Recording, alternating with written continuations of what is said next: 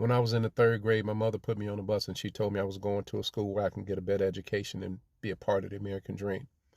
When I got there, I saw a bunch of protesters out there saying in, go home, porch monkey, jungle bunny, and all of those different things. I'm trying to figure out to this day, was that when America was great?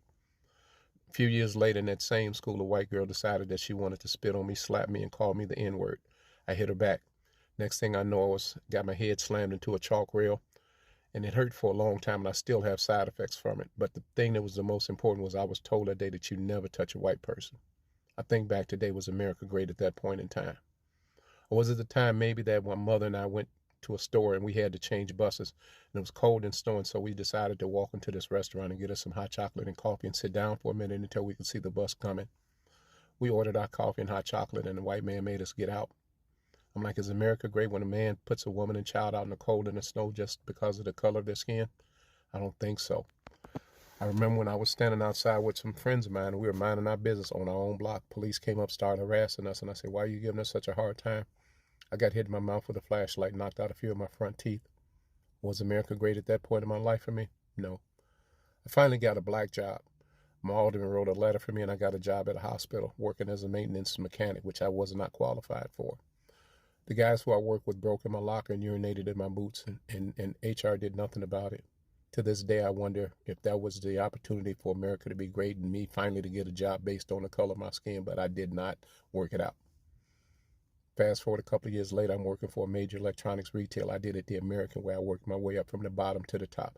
I started at the lowest department in that organization, and I worked me up to be the best salesperson in the country. I was next on the list to get a store. When my time came up to get a store, I was told it's the right time for the right man at the right job for the right job.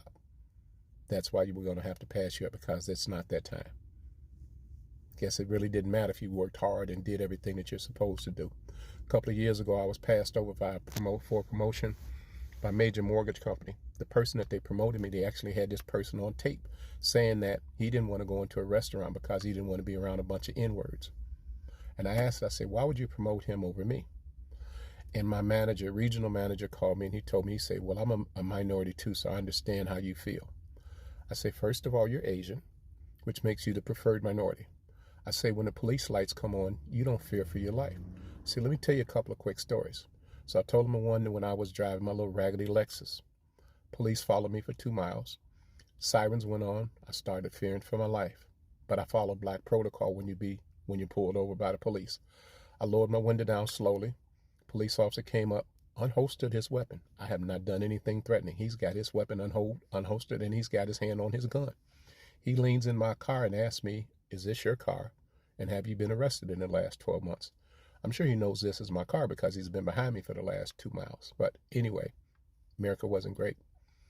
Then you go to the situation where I was driving my little $100,000 plus car. Police saw me. They turned around real quickly. Next thing I know, I got pulled over. Guy said, you were speeding. I said, no, officer, I was not. He said, have you been drinking? I say, sir, I don't drink this early in the morning. He said, step out of the car. I refused. I got my wife on the phone and I had her on speaker, so he knew that she was listening to the conversation. He had already called for 4 additional cars. When they got there, he gave me my ticket. But as he walked away, I could hear him say, that little bitch called his wife. We can't do nothing. I have no idea what that meant. But this just lets me know that America still wasn't great. I'm saying all of this to you people who don't understand what it's like for black people in America. And I can tell you a lot more stories. And I'm sure my grandparents and their parents can tell you stories too, which are probably a lot worse than mine. But the thing is that this house, this America house right now is divided because you have people who are praying for peace and you have people who are preparing for war. And that's what this administration wants because it's corrupt. I'll say this to you, the folks who call themselves MAGA supporters and Christians. You suffer from convenient scripture amnesia. The 2 scriptures that you seem to forget. One of those scriptures says, how can you love your God in heaven who you've never seen and hate your brother who you see every day? And the other one says, love thy neighbor as thyself. I'm going to continue to pray for America because I do love this country, but there are a lot of things that I do not like about it. Love y'all. Peace.